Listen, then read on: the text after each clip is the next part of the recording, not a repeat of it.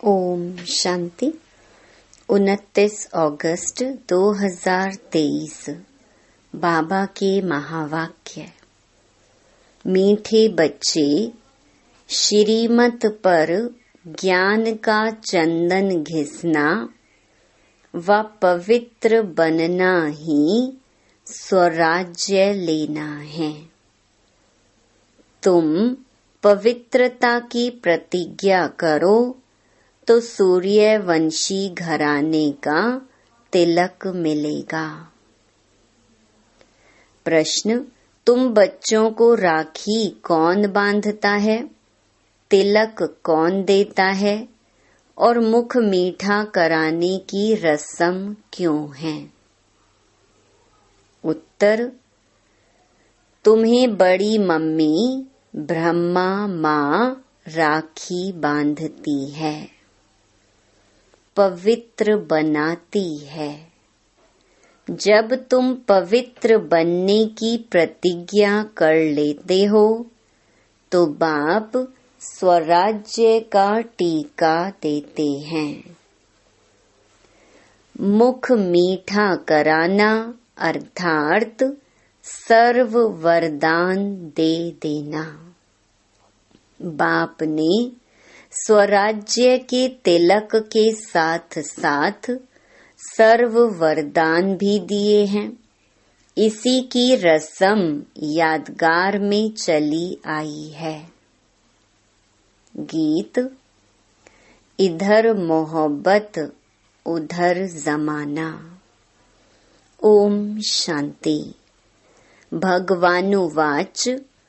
अच्छा, भगवान का नाम चाहिए क्योंकि भगवान का एक ही नाम होता है। मनुष्यों के तो अनेक नाम पड़ते हैं। जैसा शरीर धारण करते जाते नाम बदलता जाता है।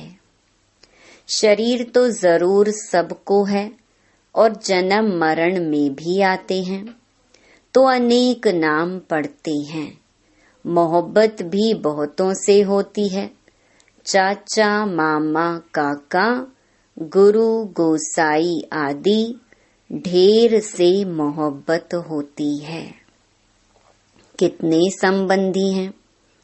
अब यह संबंध तो है एक, वह अनेक संबंध तो नीचे ले जाते हैं, गिराते ही रहते हैं। यह एक ही संबंध ऊंच ते ऊंच है। यह ऊंच ही ले जाते हैं। अभी तुम जीव आत्माओं की मोहब्बत लगी है परम पिता परमात्मा से। वह तुमको बहुत ऊंच ले जाते हैं। वह है ही परम धाम में रहने वाला। यह तो निश्चय है ना। अगर कहीं पता नहीं तो तुम आए कहाँ से? ऊपर से ही यहाँ आए हो ना। तुम भी असल में ऊंच ते ऊंच परम धाम मूल वतन में रहने वाले हो। बीच में है सूक्ष्म वतन और यह है स्थूल वतन। बरोबर तुम वहां से आए हो, भिन्न भिन्न नाम रूप लेते हो। अब 84 जन्म पूरे किए, अब फिर वापस जाना है। अब तुम्हारी मोहब्बत बाप से है। जानते हो हम मात पिता के सम्मुख बैठे हैं। यह भी जानते हो पहले पहले हमको पवित्रता की राखी बांधते हैं। बाप कहते हैं, हे बच्चे, इस काम महाशत्रु को जीतो व माया रावण पर जीत पाओ। इसके लिए पुरुषार्थ करना है, अंधश्रद्धा की बात नहीं। जरूर बाप को ही याद करना पड़े। बाप कहते हैं, मैं ब्रह्मा द्वारा तुमको राखी बांधता हूँ। इसको कहा जाता है राखी बांधने का उत्सव, पवित्रता की प्रतिज्ञा करने का उत्सव। फिर क्या होगा? मैं स्वराज्य पाने का टीका दूंगा। यह बाप तुम्हारे सम्मुख बैठे हैं। तुम जानते हो पवित्रता के लिए ही तकलीफ सहन करते हैं। तुम्हारे मित्र संबंधी आदि सब दुश्मन बन पड़ते हैं। बाप तुम्हें डायरेक्ट कहते हैं, बच्चे पवित्र बनो। बेहद का बाप शिव बाबा आकर तुमको सच्चा स्वराज्य देते हैं। आत्माओं को राजाई मिलती है, अभी आत्माओं को गदाई है। राखी पर्व को राखी उत्सव नहीं कहेंगे। उत्सव में तो बहुत शादमाना करते हैं। इस पवित्रता की राखी बांधने में कोई खर्चे आदि की बात नहीं। बाप खुद कहते हैं, बच्चे मेरे से प्रतिज्ञा करो, फिर तुम स्वराज्य पाएंगे। स्वराज्य का टीका खुद बैठ देते हैं। बच्चों को बाबा ने साक्षात्कार भी कराया था। वहाँ कैसे बाप ही बच्चों को तिलक देकर अपने तख्त पर बिठाते हैं, तो जो सूर्यवंशी बनेंगे वही गद्दी पर बैठेंगे। माँ बाप ही बच्चे को राज्य भाग्य देते हैं।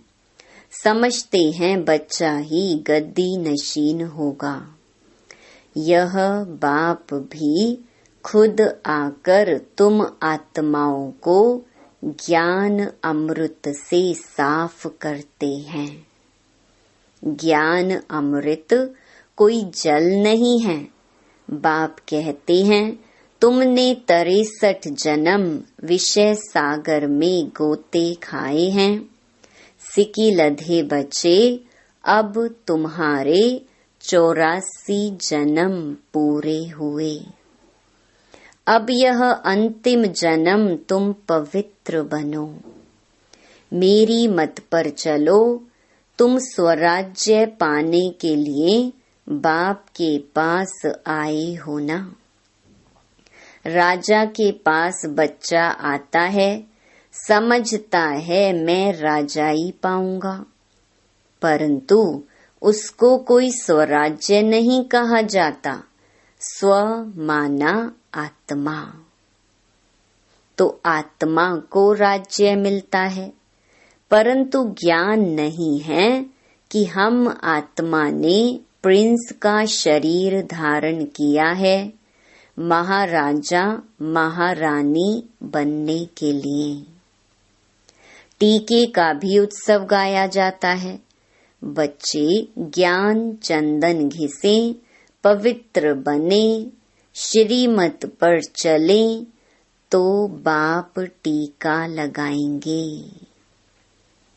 बाप खुद तो राज्य नहीं लेते हैं, खुद गद्दी पर नहीं बैठते हैं। ऐसा बाप कभी देखा? जो बच्चों को गद्दी पर बिठाते हैं, खुद नहीं बैठते। यह ब्रह्मा भी पुरुषार्थी है। शिव बाबा है पुरुषार्थ कराने वाला। यह अपनी बड़ाई कुछ भी नहीं करते हैं।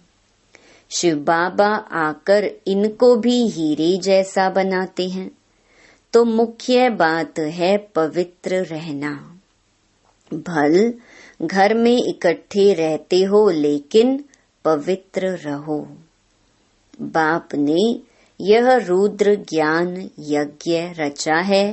यज्ञ हमेशा ब्राह्मणों द्वारा रचा जाता है।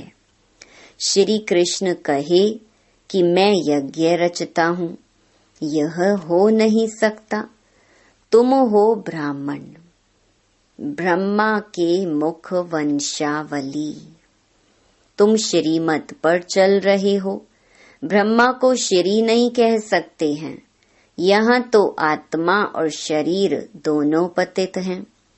तुम श्री बन रहे हो, अभी तुमको श्री नहीं कहेंगे। अभी तुम श्रेष्ठ बन रहे हो, ऊंचे ते ऊंच बाप ही आकर तुमको श्रेष्ठ बनाते हैं। लक्ष्मी नारायण जैसा ऐसा श्रेष्ठ 16 कला संपूर्ण तुमको बनना है। बाप पूछते हैं, तुमको लक्ष्मी नारायण बनने का नशा है या राम सीता का नशा है? कहेंगे लक्ष्मी नारायण का नशा है। हम तो सूर्यवंशी बनेंगे, 2 कला कम हम चंद्रवंशी क्यों बने? हम तो नारायण को अथवा लक्ष्मी को वरेंगे। तुम्हारे मम्मा और बाबा भी सूर्यवंशी बनेंगे। जगत अम्बा और जगत पिता दोनों सूर्यवंशी बनते हैं, तो तुम उनके बच्चे जो बाबा मम्मा कहते हो, तुमको भी पुरुषार्थ करना चाहिए। बाबा टीका भी लगाते हैं और मुख भी मीठा कराते हैं, अर्थात तुमको वरदान देते हैं ना।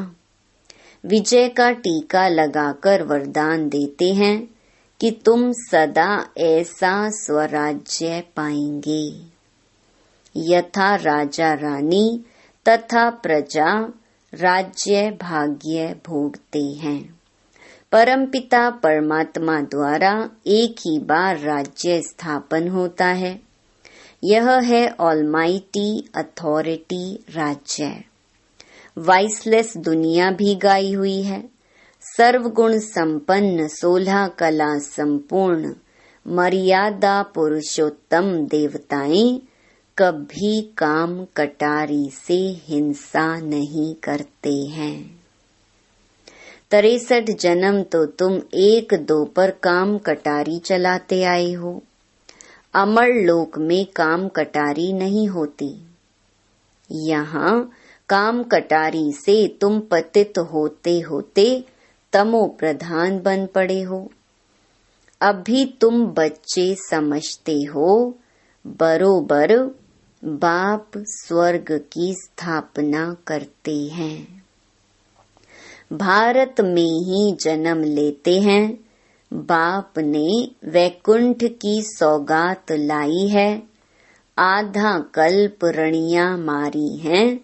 ओ गॉड फादर रहम करो, मेहर करो। भक्ति मार्ग में गाते हैं ना, सतयुग में थोड़े ही रणियां मारेंगे, वहां तो सदैव सुख है। दुख में सिमरन सब करें, सुख में करे न कोई। अनेक प्रकार के दुख होते हैं ना। दिवाला मारते हैं तो कितना दुख होता है। बीमारी आदि होती है तो दुख होता है ना। स्वर्ग में दुख का नाम निशान नहीं। बाप आकर तुम बच्चों को राज्य भाग्य का टीका देते हैं। यह है दुख धाम, वह है सुख धाम। शांति धाम में तो आत्मा कुछ बोलती नहीं है। यहाँ फिर टॉकी बनती है। तुम्हारा स्वधर्म ही है शांति। अभी तुमको सुख शांति का स्वराज्य मिलता है। तो बाप का बच्चा बनकर उनकी श्रीमत पर चलना चाहिए। पढ़ाई के समय सारा अटेंशन पढ़ाई में देना होता है। पढ़ाई के समय और व्यर्थ बातों का वर्णन नहीं चलता। अगर कोई उल्टा सुल्टा बोलते हैं तो कहेंगे अटेंशन प्लीज। तो बाप बच्चों को कहते हैं तुम्हारी बुद्धि भटकनी नहीं चाहिए। बाहर धक्के खाने वालों के ख्यालात इधर उधर दौड़ते रहेंगे। समझेंगे कहाँ छुट्टी हो तो घर जाएं। अब तुम बच्चों को पढ़ना और पढ़ाना है। ब्राह्मणों का धंधा ही है गीता सुनाना। वह ब्राह्मण भी गीता सुनाते हैं, शरीर निर्वाह भी करते हैं। तुमको भी ऐसे कहा जाता है। गृहस्थ व्यवहार में कमल फूल समान पवित्र रहना है। प्रतिज्ञा करनी है, यह अंतिम जन्म पवित्र रहेंगे। यह अपवित्र दुनिया विनाश होनी है। विनाश की तैयारी भी देख रहे हो। होलिका जलेगी। वास्तव में यह सब उत्सव इस समय के हैं। बाप तुमको तिलक देते हैं। तुम्हारी बुद्धि कहती है, बाबा हमको सतयुग का, विश्व का मालिक बनाने के लिए पढ़ाते हैं। अथवा स्वराज्य का तुम तिलक पाते हो। बाप ही तिलक देते हैं। यहाँ तो तुम सम्मुख बैठे हो। राज्य भाग्य वह लेंगे जो पवित्र रहेंगे। राखी का महत्व बड़ा भारी है। कहते हैं बहन भाई को टीका लगाकर राखी बांधती है, तो बहनें तुम भाइयों को तिलक लगाएंगी, राखी बांधेंगी और मुख मीठा कराएंगी। यह उत्सव कहाँ से शुरू हुआ? संगम युग से, जबकि परम पिता परमात्मा पवित्र रहने की प्रतिज्ञा कराते हैं। शिवरात्रि का भी उत्सव है, फिर राखी का उत्सव, फिर है दशहरा, फिर दीपावली का उत्सव, नवरात्रि का उत्सव। ये सब उत्सव चलते आए हैं। तुमको तो खुशी होती है। दशहरा अर्थात विनाश के बाद फिर दीपावली आएगी। घर घर में स्वर्ग होगा। तुम शिव बाबा की, ब्रह्मा विष्णु शंकर की, लक्ष्मी नारायण, राम सीता आदि सब की जीवन कहानी बता सकते हो। सारे चक्र को तुम जानते हो। बाकी 8-10 भुजाएं तो कोई को हो नहीं सकती। मनुष्यों ने कितने चित्र बैठकर बनाए हैं। इसको कहा जाता है waste of time, waste of money, waste of energy. अभी तुम जानते हो हम आए हैं स्वराज्य का वर्षा लेने। हम श्रीमत पर क्यों नहीं चलेंगे? जैसे मात पिता चल रहे हैं, यह तो समझने की बात है। बाप है मनुष्य सृष्टि का रचयिता, बेहद का बाप है ना। कितने बच्चे एडॉप्ट करते हैं, प्रजापिता है ना। वह लौकिक बाप तो करके एक बच्चे को गोद में लेते हैं। उनको प्रजापिता तो नहीं कहेंगे ना। कई ऐसे भी होते हैं, एडॉप्ट करते हैं, फिर बच्चा हो जाता है तो उस बच्चे पर जास्ती प्यार हो जाता है। गोद में लिए हुए बच्चे को फिर कम प्यार करते हैं। अब तुम तो समझते हो हम ईश्वरीय गोद में जाते हैं। ईश्वर हमको टीका लगाएंगे पवित्रता का। तुम दिल अंदर प्रतिज्ञा करते हो, बाबा आप आए हो, हम आपका सपूत बच्चा बन, पवित्र बन आपसे वर्षा लेंगे।